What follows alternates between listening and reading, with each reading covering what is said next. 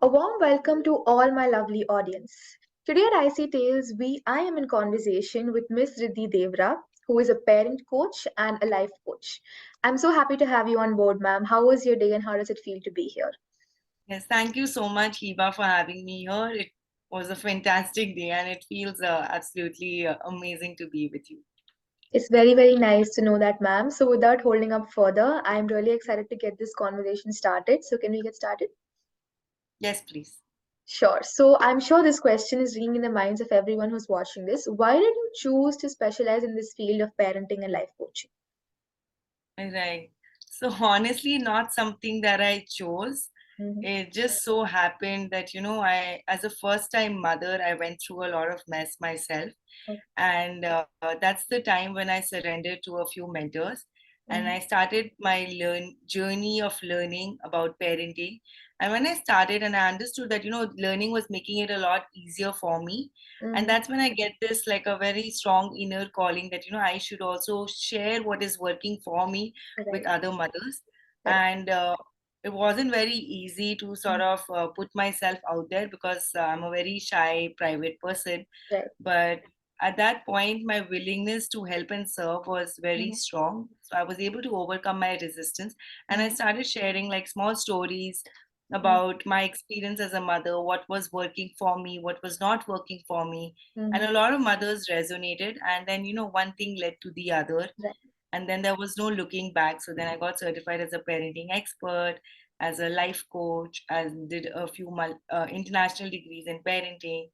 And yes, and now I have my own digital school for mothers. It's called Easy Parenting Hub, Oh, where I have a lot of digital content for mothers and for children. right. I like how you said one thing led to another because really, in fact, every good thing leads to something else. So I truly True. believe in that. So it was very relatable on that end. So great job on that. And also, now speaking of life coaching, why do you think life coaching is important in today's generation? So I think life coaching has always been important, not just today, but even Mm-hmm. like uh, in the past. And I think it just helps you to live your life in a more organized way. And when I say Mm-hmm. organized, not just like things that you do, but the internal dialogue that you're having with yourself Correct. all the time, every Mm-hmm. single moment. And so for me, it actually started with, being a parenting coach. And Mm-hmm. when I started speaking to mothers, I realized that the problem was not mostly with the children, but Mm-hmm. actually we needed a lot of help. As mothers, we need a lot of help because we are going through so much. We have to play so many different roles, and it can definitely get very overwhelming for Right. a mother. So just, and then when there is so much happening, there is this natural tendency to complain, to blame, to get irritated, to feel that you're being taken for granted. Yes. And that's where I feel that life coaching plays a huge role. So when I started talking to mothers, I realized that I could not properly help them unless, I had done the life coaching piece as Mm-hmm. well. And now that I'm digging deep, I'm also, planning to do relationships because, again, the dynamics between the parents also has a huge impact on the child. So Right. I think it's like this, I don't know, golden trinity maybe where you need to be a parent coach, a life coach, and a relationship coach to be able to help the parent effectively. That was again something out of the box. As you said, everything was interconnected. So I'm in Yes. awe of the way you are connecting things. Great job on that. Also, ma'am, when I was researching about you, like I was seeing your Instagram bio, I saw that you have 2000 plus happy clients and more than 250 workshops. So what exactly keeps you motivated to keep going further? So actually, I think I'm really like pumped up all the time because I think I have a very strong why. Because as a mother, I went through a lot of mess, and I can actually feel what the Mhm. mothers feel, Mhm. and I just don't want to see any mother in that space because I know that there is a way out. Right. And, so my whole mission is to help as many mothers as I can. So even if I'm working for hours or, doing whatever it is that I'm doing, I never feel exhausted of the work that I Mhm. do. In fact, if I'm not working, I just feel very disoriented and restless. So, and I don't even like to call it work, to be honest, because it's just a lot of fun to Right. read, to write, to share, to help, to serve. So I think it's yeah, it recharges me more than it exhausts me. Yes. You are indeed a powerhouse of energy, I must say, to describe the kind of fun you do when you work. So great, great. Yes. And ma'am, also people often say that kids learn from their parents, but I believe that if there are some things which parents also learn from their children. So being a parent yourself, what do you think you have learned from your child? Yes, I think many things. Persistence would definitely top the list. I Mm-hmm. think as children, we are like very, very persistent. What that means is that we'll not give up very easily. We'll just keep asking if we want something, we'll keep asking till we get it, or we'll keep trying till we can actually make it happen. So I think persistence is definitely one thing that I've learned from my son. And of course, while, like as a mother, I think I've learned how to be more patient, more Mm-hmm. tolerant, more flexible in my Mm-hmm. approach. I understand that, as humans, we can have a lot of expectations, but just like we have our own way of living, our children have their own style. So it's Right. very important that we give them that space. So I've learned persistence. Also, I think they think very out of the box. So they are Yes. very creative also. So creativity would also be one thing. Like, they'll just think of very like strange, out of the box things. And you'll be like, why can I not think like that? Yes. What is stopping me from thinking like that? And I think Mm-hmm. it's because of the way we've been conditioned, because of the past experiences, Correct. and also the labels that people put on Mm-hmm. us, that we are little hesitant when it comes to thinking freely.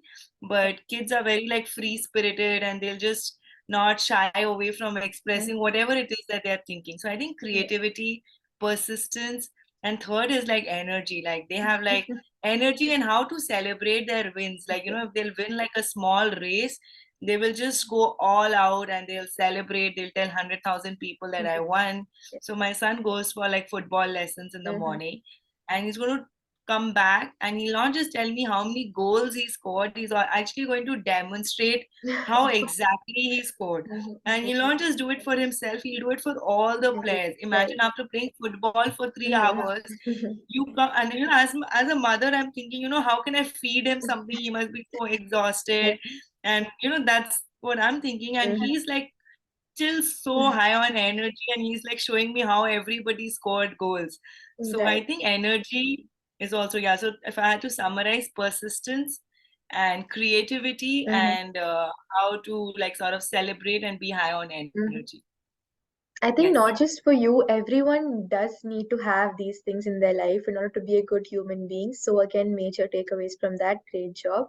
Also, now speaking of parenting, do you think parents' role is a cut above the kids, or do they complement each other?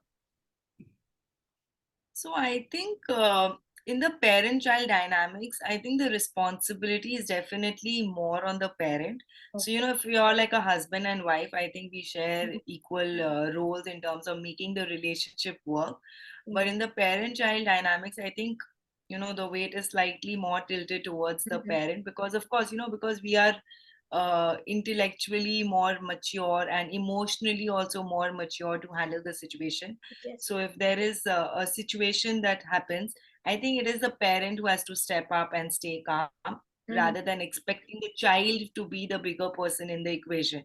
So that's there. But in terms of authority, I don't think there are any Mhm. bosses in parenting, or that, Mhm. just because you're the parent, you get to dictate your child or tell your child what your child needs to do. I don't think that's there. But in terms of making the relationship work, I think it starts with the parents, and eventually, Mhm. when they grow older, then I think it can, the balance can be more or less equally distributed. Right. Absolutely. I completely agree with you on that. My next question is about learning. So I'm sure every profession teaches people something. So what has your profession taught you? I think my profession is like beautiful, because every single day it teaches me how to become a better person, Mhm. how to be a better mother to my child. And I think more than helping mothers, I have learned the most over the last 6.5 years. Mhm. And I've helped myself the most in the process of learning and sharing. Mhm. Because honestly, if I had not been on this journey, I don't think I would have been this person, because I Right. was not always this person. There were, I Mm-hmm. used to get angry about small things. Mm-hmm. I used to, overthink a lot. I used to also take a lot of stress. Mm-hmm. But now I think, because I've done all of this work on Mm-hmm. myself, and of course the work continues, and I'm sure it's going to keep it's going to be there forever. But Correct. I think, now I'm in a much better situation. The challenges are still there, but I think I'm being able to overcome the challenges with a lot more grace and Mm-hmm. dignity as compared to what I used to in the past. So I Right. think, yes, there is like a direct application of everything that I do in my life. So I Mm-hmm. think it's just fantastic. And that's also one reason why I absolutely love the work that I'm Mm-hmm. doing. All thanks to your profession for making you such a happy individual. Great job on that. And ma'am, I believe that some everybody gets demotivated no matter what happens. So I'm sure you would have also got demotivated at times. So is there any strategy you use to come out, or how do you deal with these times in general? Honestly, I never have, till now at least, have Mhm. not got demotivated Okay. even once. Mm-hmm. Like, I've not felt that, I don't want to do this work. Mm-hmm. Like, not even for a second have I Mm-hmm. felt that emotion that, this is Right. not something that I want to do, because Mm-hmm. I just feel that, God has been kind, and it's always also been on the positive trend. But more than that, I just feel that, there's never a day when I go to bed and I don't feel fulfilled about the work that I do, because even if one mother sends you a message and she tells you that this helped her, Right. I think what better work can there be? Like, like if you can just help somebody, and even if it's one person in a day, I think that's just fantastic. So Mm-hmm. I don't feel demotivated, but yes, sometimes I do have overwhelm, which Right. means that I feel that there is so much that needs to be done. Mm-hmm. So that definitely happens from time to time. Sometimes it's very smooth, sometimes I feel very overwhelmed. And when the overwhelm happens, I usually, just take a break, Mm-hmm. stop doing whatever it is that I'm doing, and I try to calm myself down and Mm-hmm. get back to my state before I start creating anything or before I start consuming anything, because I really believe in energy, and I feel that the Mm-hmm. energy with which you consume and the energy with which you create, Right. it stays there. So, Mm-hmm. the person who's consuming it, like, you might think that kaise pata chalega, or how will that person get to know? But I think uh, it gets captured even in a video. The energy with which you're Mm-hmm. making, or the state of mind with which you're Mm-hmm. recording your video. So I never force myself to do it. If I'm in that state of overwhelm, I Mm-hmm. get back to my normal calm state, and that's when I restart again. So, ma'am, I have taken Yes. 30 plus interviews over the last 4 months, and you were the first person who has told me I never get demotivated. So, I don't know, I feel a sense of happiness when you say that, because you're always motivated to achieve more. So, thank you so much for that. And I hope you always Yes. stay this power pack of energy always. Thank you. Yes. And, ma'am, speaking of parenting, what do you think are some of the skills parents need to work on while bringing up their child? So I think, like, parenting is a lifelong journey, and it's also that part of your life that you cannot delete. So once a Mhm. parent, always a parent.